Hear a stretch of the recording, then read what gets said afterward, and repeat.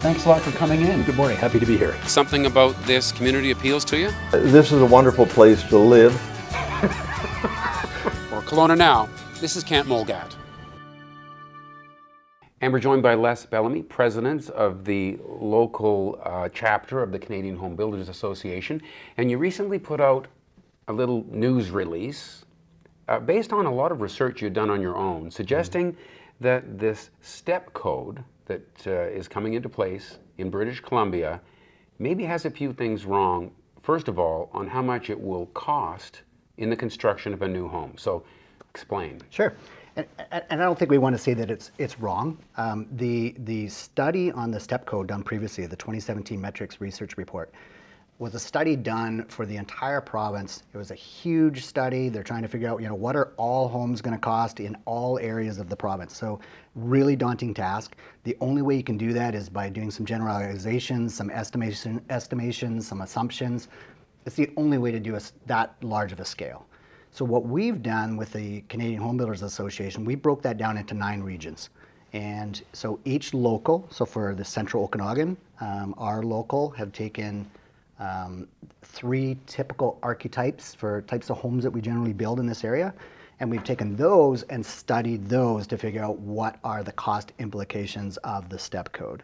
So by breaking it down into smaller bite-sized pieces, we're able to be a lot more accurate with the pricing.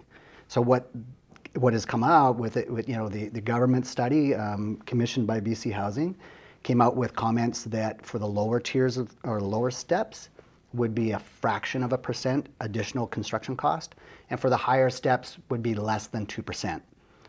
Our study comes out with dramatically different results. So we start at 2% and go up in some cases as high as 11%. So we find our study is a lot more accurate, and we're not here to criticize the previous study. We recognize that what they tried to achieve is a pretty tough task.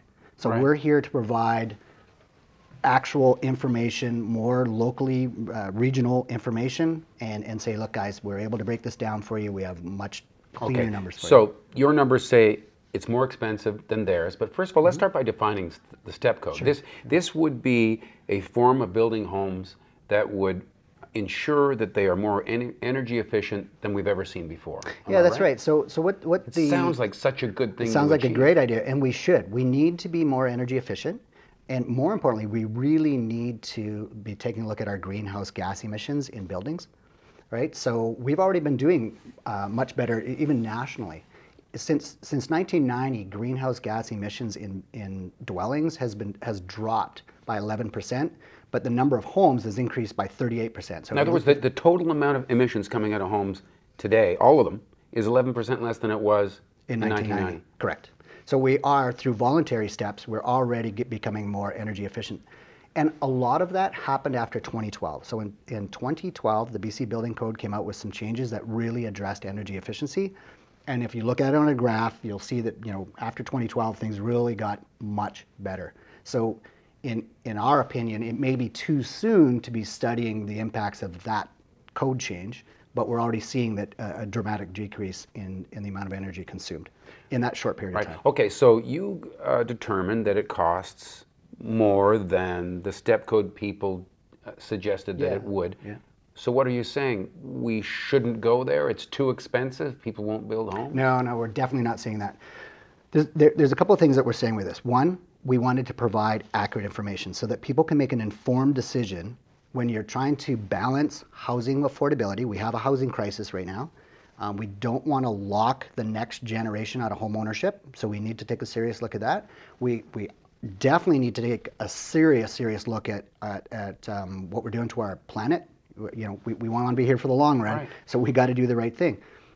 Our biggest challenge probably with the step code is that it only focuses on new homes. And to give you an idea what that is, on average we build 25 to 28,000 new homes every year in British Columbia. Okay. That is only 1% of all the houses in our province. So there's there's a little over 1.8 million homes in BC, and we're building this small percentage.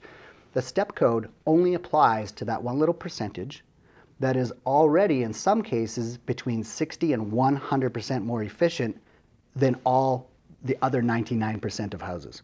Right. So our concern here is politicians may be leveraging the STEP code as an opportunity to say, look at us, we're doing the right thing for climate change. But really, you're having a very minuscule effect and ignoring the big, huge, glaring problem over here that's sucking up all the energy. And that is the older homes. And that's the older homes. So is there, and you pointed that out in your news release, and I think it does make a great point, but are you just turning to the universe and saying, make this happen? Or who is it that could say, okay, owners of older homes, here's what you got to do? I mean, how do we get to addressing Sure. that? Well, I mean, not to wave our flag, but I mean, the Canadian Home Builders Association is on top of that already, and nationally as well. We're already talking about national energy retrofit programs, and I think there's a real opportunity here for our provincial government to provide incentives for energy retrofits, to non-refundable tax credits. You know, if you give a receipt for doing an energy retrofit, then you're going to get your taxes back on that. There are lots of opportunities to get people to do energy retrofits, but they got to be informed first. And that's where it starts. We need to get people informed, educated on what the concerns are, what the environmental impact is. Right. And so government needs to be proactive with that. With all of the serious warnings we're hearing, it seems a week doesn't go by when we hear, the scientists, underlining it one more time. Yeah, for sure. This is something that requires immediate and serious attention. Yeah. Shouldn't we do both? Shouldn't we have an enforced STEP code and address the older houses? That's a good question. Enforcing, no. And this is the sticking point. You don't like the fact that it's mandatory. It's not just about me. I think that consumers and I think the people that watch your show don't want to be beaten with a stick. I think they want to be enticed with a carrot. I think they want to know, what can I do? They want to get involved. They want to know what their options are. But nobody likes to be beaten with a stick saying, you must do, you must do. Right. When you mandate things, you don't give opportunity for innovation, research, and development. Our province does not invest any money in research and development of energy retrofit or energy efficiencies. They're investing in things like LNG.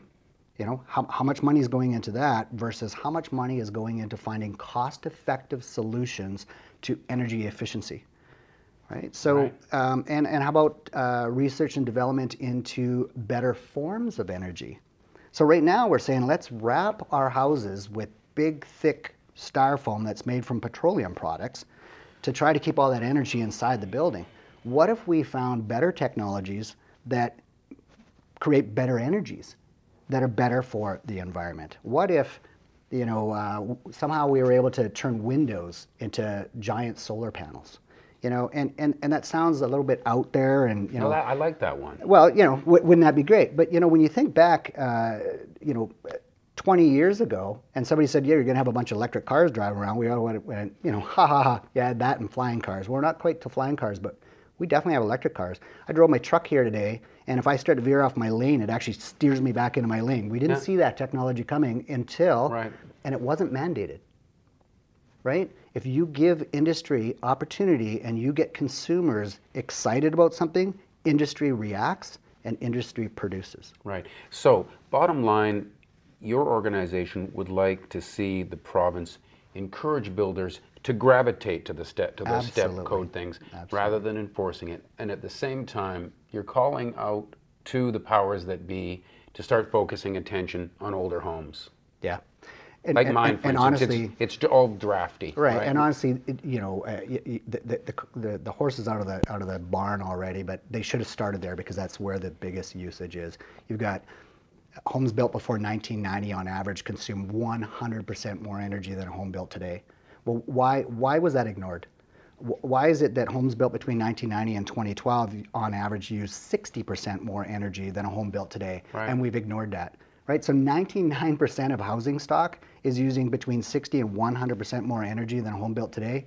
And so far, the STEP code has been a laser focus on 1% that has already really. Right. So what's the next step? You mentioned some of the things that the Canadian home builders have done on that whole file of retrofitting and renovations, right? Yeah, it's definitely at the national level. But yeah.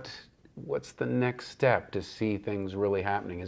Is the ball in government's court to provide tax breaks? Yeah, I think there's an opportunity here, and there has been some movement. So on between BC Housing and I believe with the Step Code Council, there's been discussions about trying to get something going with energy retrofits.